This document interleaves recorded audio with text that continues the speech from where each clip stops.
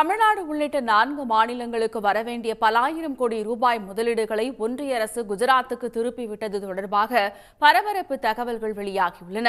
குஜராத் மாநிலத்தில் தொழில் தொடங்க வைப்பதற்காக சில நிறுவனங்களுக்கு ஒன்றிய அரசு சலுகைகளை வாரி வழங்கியிருப்பதாகவும் குற்றச்சாட்டு எழுந்துள்ளது.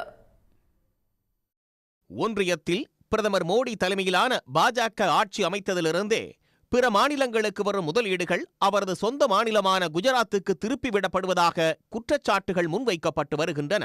தற்போது மராட்டிய சட்டப்பேரவை தேர்தல் பிரச்சாரத்திலும் இது எதிரொலித்து வருகிறது.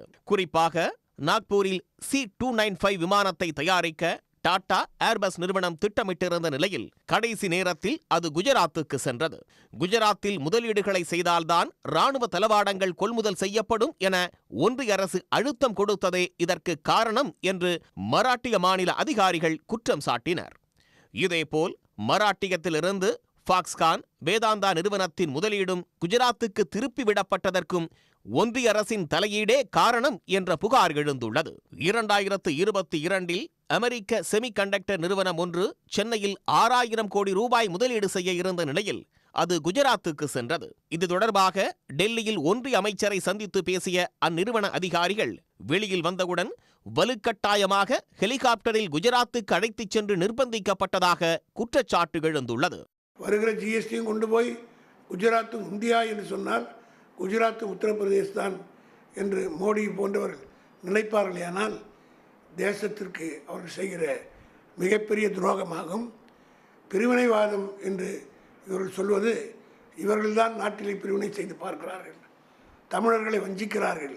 முதலீட்டில் குறிப்பிடத்தக்க மானியம், இறக்குமதி வரியை குறைப்பது, உற்பத்திக்கான அரசின் உத்தரவுகளில் சலுகை, குஜராத்தின் கிஃப்ட் நகரம் மற்றும் தொலேரா பகுதியை முதலீட்டுக்கான நகரமாக விளம்பரம் செய்வது என தொடர்ந்து ஒன்றிய அரசு முதலீடுகளை கைமாற்றி வருவதாக பிற தெலுங்கானா உள்ளிட்ட மாநில அரசு அதிகாரிகள் கூறுகின்றனர். கடந்த ஆண்டு முன்பாக தமிழ்நாடு மற்றும் தெலுங்கானாவில் முதலீடு செய்ய திட்டமிட்டிருந்த அமெரிக்க நிறுவனத்திற்கு முதலீட்டில் 70% ஒன்றிய அரசும் குஜராத் அரசும் இணைந்து கொடுப்பதாக உறுதியளித்ததால் அந்நிறுவனம் குஜராத்துக்கு சென்றதும் தெரிய வந்துள்ளது.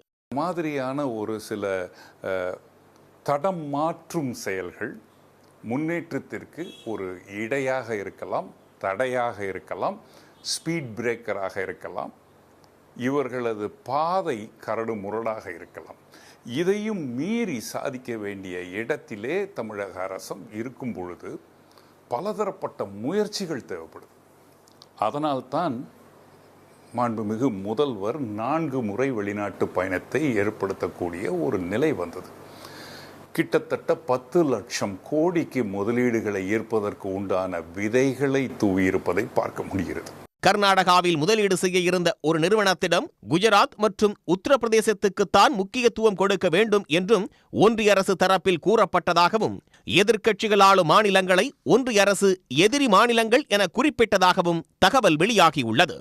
உடனுக்குடன் செய்திகளை தெரிந்து கொள்ள சன் நியூஸ் பெல் ஐகானை கிளிக் பண்ணுங்க.